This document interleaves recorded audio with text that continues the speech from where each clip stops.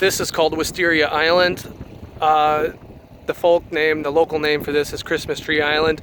A lot of homeless people living on here. They truck in their water and their supplies. Little shanty tent towns on there. People are mostly transient.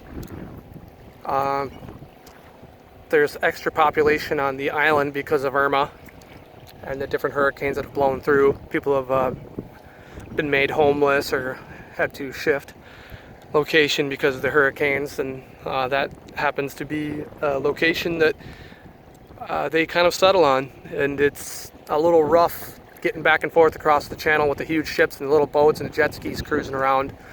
They didn't really slow down for your yak, so I had some big ones come over the bow here, but you know, this is an Eddy Line 14. It's a professional vessel. It's constructed in the US with ABS material and carbon material, so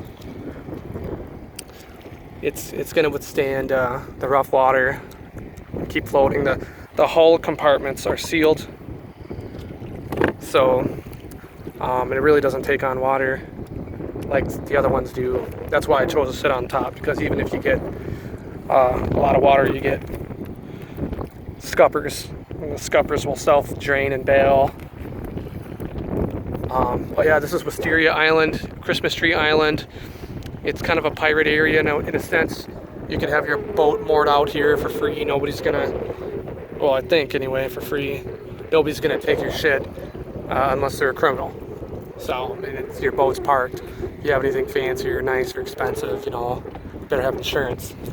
But this kind of lifestyle, the dream, the thought of this is kind of a romantic idea.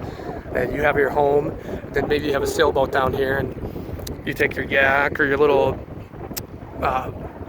I don't know what you call them, little boats out here, and you take you unanchor, and then you leave your dinghy behind in the same spot. You come back to your dinghy and swap places. The whole idea of that is a very romantic idea.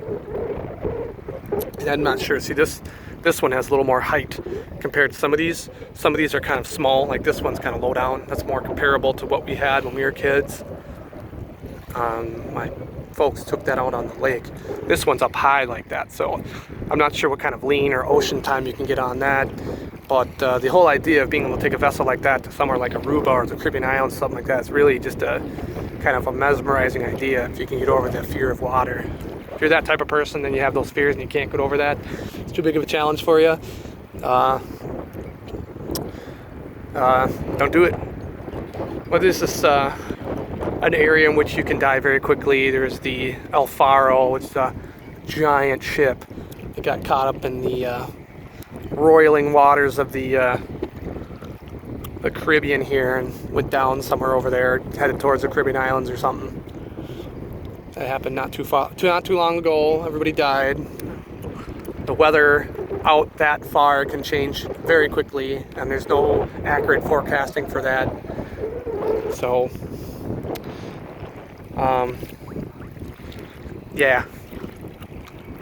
But I have to imagine that you can learn about the ocean and currents and traveling and time of year in which those things might be appropriate for whatever vessel you had. Like in theory, you know, you could take this yak, provided you had canned food and stuff. You could take this yak to Cuba. It's only 90 miles, and this is twice as fast on salt water than it is on lake water. I've discovered this thing really scoots on salt water. I don't know why. I think it's because it's more buoyant, but she pops along at a good chug. So I'm drifting towards the island here. Somebody's moving out there. This is really fun. It took a little bit of testing the waves, testing the current, waiting for people to get through the channel for me to get out here. There's some big roiling waters, kind of just waves in all directions coming, and she keeps straight, provided you steer, you keep paddling, she keeps going. But it's a new experience to travel through that kind of water.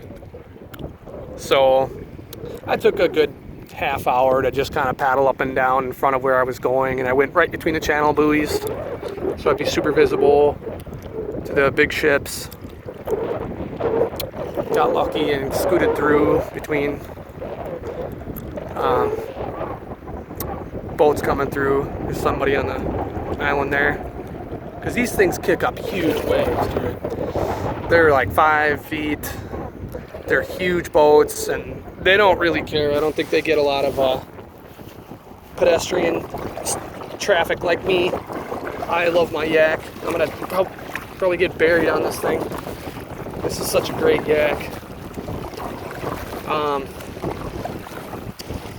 So, you know, they're not too conscientious about you on your yak. You know, you're out there, you're trying to get through the channel, and they're just cruising through, tearing it up, huge wake.